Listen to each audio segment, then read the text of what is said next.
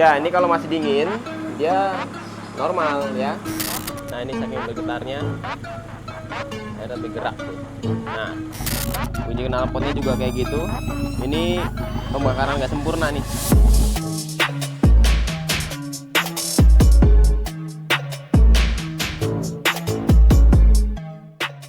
Halo, assalamualaikum warahmatullahi wabarakatuh. Balik lagi di channel Jongsu Bakti. Oke, jadi hari ini kita kedatangan lagi satu buah mobil Honda City Z lagi. Ini yang tahun 2002 ya. Ini adalah produksi yang terakhir sebelum facelift ya. Facelift di tahun 2003-nya ya. Jadi ownernya bilang ini ada masalah pada bagian mesin. Jadi gini, ketika nih mobil dalam kondisi dingin, dia normal, nggak ada masalah, nggak ada gejala aneh lah ya. Tapi ketika mesin sudah masuk ke idle, ya jadi waktu mesin udah masuk ke idle, suhu udah mulai naik, baru muncul masalah. Masalahnya itu dia ada di bagian mesin itu pincang. Nah ini kan pakai knalpot racing ya, jadi kerasa banget bunyi pincangnya tuh, udah kayak mobil balap. Nah, tapi kan nggak enak ya, artinya mesin tuh jadi berat ya, terus tarikannya tuh nggak enak ya, terus nggak beres lah. Terus kemudian ketika kita matikan mesinnya tuh, kita cranking lagi, kita nyalain lagi tuh agak berat. Nah, jadi itu masalahnya. Nah, rencana kita mau diagnosa dulu kira-kira apa penyebabnya ya.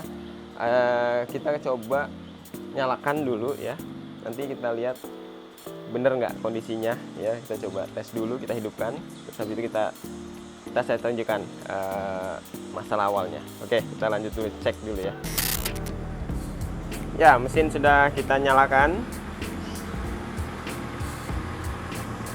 Jadi ini sudah kita nyalakan, masih dingin ya,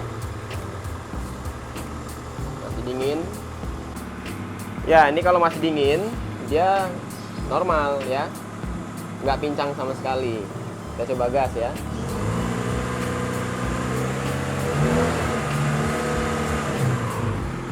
Ya, ini masih normal nih karena mesin masih dingin. Oke teman-teman, jadi setelah ditinggal beberapa saat ya, dan ini tuh mesinnya bergetar ya.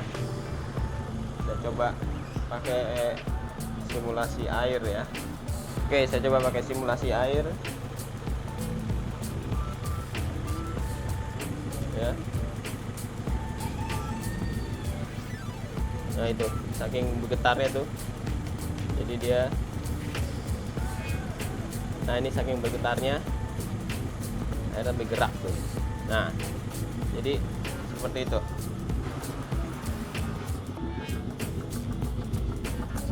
Nah itu bunyi knalpotnya juga kayak gitu. Ini pembakaran nggak sempurna nih. Jadi asap ini tuh ada pembakaran nggak sempurna. Kemudian kita coba, ini kan mesin kondisi udah pincang ya. Kita coba cabut injektor nomor 3. Itu. Injektor nomor 3 kita cabut pun nggak ada respon. Ya, beda kalau kita cabut injektor nomor 4. Makin pincang. Nah, bahkan mau mati. Nah, jadi masalahnya itu di injektor nomor 3, tapi saya juga belum tahu nih apakah injektornya yang bermasalah, apa yang lainnya. 2000 years later. Ya, akhirnya setelah dilakukan berbagai macam proses pengecekan, dari injektornya udah kita bersihin, terus businya udah kita ganti, terus apa lagi ya, cek ECU ya, dan semuanya masih normal. Dan ini langkah terakhir. Kita lakukan pembongkaran silinder head. Soalnya dari kelistrikan semua normal, jadi kayaknya ini lebih ke arah mekanikalnya. Jadi di bagian internal mesinnya ya kita cek dulu di bagian silinder headnya. Rencananya kita mau skir clap, sekaligus kita lihat bagian dari silinder headnya apakah kondisinya masih optimal, masih bagus, dan tidak perlu ada apa namanya istilahnya ya, slap ya, atau diratain lagi ya. Oke, ini lagi bongkar ya.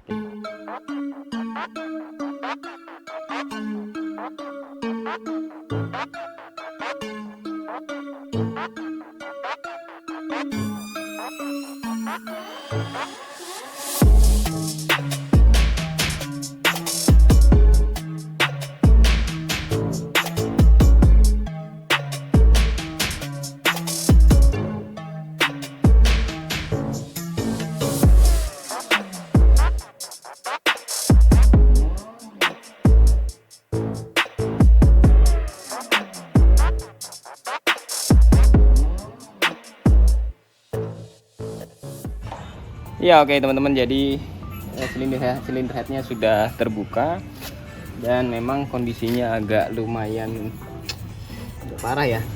Ini di bagian water jacketnya nih. Nah, ini udah pada keropos nih teman-teman. Ya memang karena faktor awalnya dia pakai air biasa ya, kelamaan pakai air biasa, akhirnya memang efeknya akan seiring berjalannya waktu ya. Namanya air biasa itu biasanya dia akan menimbulkan korosi, dan salah satu korosi yang ditimbulkan adalah di bagian ini. Ini kan air berjalan di sini.